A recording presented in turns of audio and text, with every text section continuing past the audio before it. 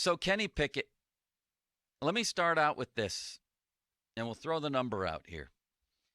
Off the top, brought to you by JP Roofing and Siding. 412-928-9370. 928-9370.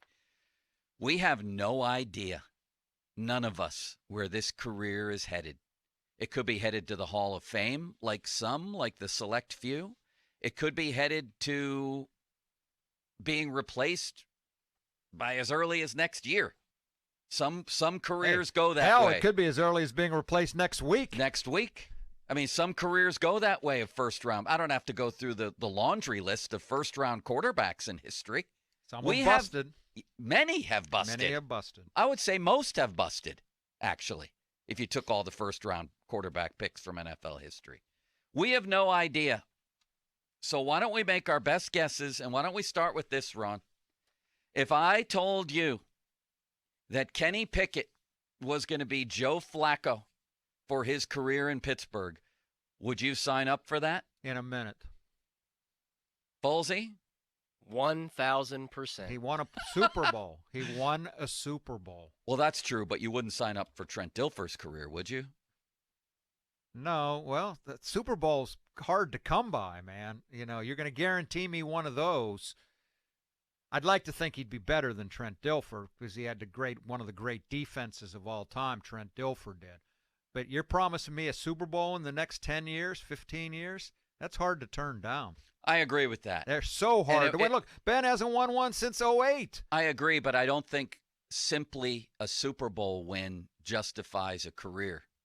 Would you sign up for him to be Jeff Hostetler or Dilfer? I hear you. I hear you. Here's what I sign up for in Joe Flacco's career. It's the 11 seasons as a starter. It's 212 touchdowns to 136 picks. It's the 96-67 record, 10-5 in the playoffs, and a Super Bowl ring. That's what I'm signing up for. That's a nice career, man. That's a great career. It's a nice career. Not Hall of Fame, but a nice career. But a nice career. Really nice career. And he should have been to another Super Bowl, but Lee Evans dropped a pass in Foxborough. I remember that. And then the idiot kicker missed a field goal. What was his name? I forget. It wasn't Justin Tucker, I can tell you that. Yeah, I think we all would, wouldn't we, for Joe Flacco? Absolutely. But, Ron, you raise it. Super Bowls are just so hard to come by. Yeah. You raise a good point, though. Would you sign up for Jim McMahon's career? 67-37, one Super Bowl win. The only problem with him is he didn't play very long. Yeah. Short career. He had, I think he has some dementia issues now, if I'm not mistaken. He didn't play very long. Anybody that can give me a Super Bowl, I'm going to be pretty happy with. Yeah. It's just so hard to win. And look at what the competition he's going to be going up against for much of his career. Yeah. Is he going to be better than Mahomes? I have a hard time believing that. Is he going to be better than Josh Allen? Is he going to be better than Herbert? These are the guys he's going to be competing. That's not just quarterback. It's team. Right. You tell me he's going to win a Super Bowl in the next 12 years. I'm thinking I'm going to be pretty happy with his career. Oh, I think that's ultimately what justifies the pick. Is he was drafted like all Marc-Andre Fleury was drafted for this. Sidney Crosby was drafted for this, to deliver a championship. Having said that, but it's a little different though. Those were number one overall picks. Where do you draw the line then? 1 to 20. Where's the line where you say this guy's not expected to win a championship? No, he's still expected to win a championship, but I think the expectations are a lot higher when you're the number one overall pick as opposed to the 20th. Maybe there's more disappointment when they don't. If they're a number one overall pick. Yeah. So if Fleury was the number 5 overall pick, was he drafted to be your future goalie? Was he number 1? He was number 1. If he was drafted 5th, would that expectation still be true? Yeah. 1, 5 are different than 20 for me. That's all. That's all. That's a hard line. So again, where's the number that you say it's no longer applicable? He's the first quarterback off the board, and 19 teams, many of which desperate need of a quarterback, didn't pick him. Didn't pick Pickett. Didn't pick Pickett. Didn't pick Pickett. I mean, no, the expectation when you're number one is to somehow come in and win. I just think, Blake, I can't get rid of Blake Bortles there. Trevor Lawrence, the pressure on him is a lot higher, and the expectations maybe are as higher. the number one overall pick, but anything after that, Ben was 11th overall. Was he not drafted with tons of pressure?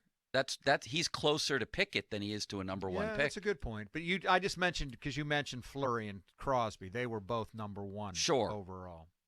Yeah, no, I hear that. I think any player that you draft at the most important position in the first round, to me anyway, you're drafting with the expectation. And I think the two most important positions in all of sports are goalie and quarterback. You're drafting that guy to win you a championship. I agree. To deliver. Now, does that mean if he's Trent Dilfer, you're happy with his career? That's an exception, I think. If you're Jeff Hostetler, like if Pickett were to turn into a career backup, somebody else comes in and takes over, and they get injured one year like Phil Simms, and Pickett comes in like Hostetler and wins a title, did he then justify the 20th pick? I'm not sure about that. Yeah. But in most circumstances, if he delivers a Super Bowl, I'm with you. Right. I'm with you. I'm not sure I'll see another one. If he's a long-term starter who delivers you one Super Bowl, and it's not a fluky situation where he's horrible, like Dilfer was, and is just lifted to a Super Bowl, or if he's Hostetler in the scenario I just mentioned, almost any other scenario, if this guy delivers a Super Bowl, he justifies that pick. I think modern day, it's a little bit like Jimmy G. Jimmy G hasn't won a Super Bowl, of course, but he's gone to one. And he's gone to 2 NFC championship games now. But if you look back on those teams, did they really get there because of Jimmy G? Not really. I mean, he was along for the ride. Yeah, I think they got there in spite of him myself. I just think it is so hard to win. It's just hard to win. So short of winning, what would justify his career? What would you settle for? You out there, give us a comparable. 412-928-9370. I got one. If this guy's Joe Flacco good enough, I think we all say yes, right? You said, would you be happy if he doesn't win a Super Bowl? I'd settle for Dan Marino's career. Dan Marino would be good. How about Phil Rivers? Yeah, absolutely. Absolutely. Folsey? Those guys Folsey's are on the phone. Those guys are Hall of Famers. Yeah. Those guys are Hall of Famers despite not winning a Super Bowl. That shows you how great they were in their career. Sure. And they gave you a lot of great moments, games, wins. Jim Kelly never won a Super Bowl, right?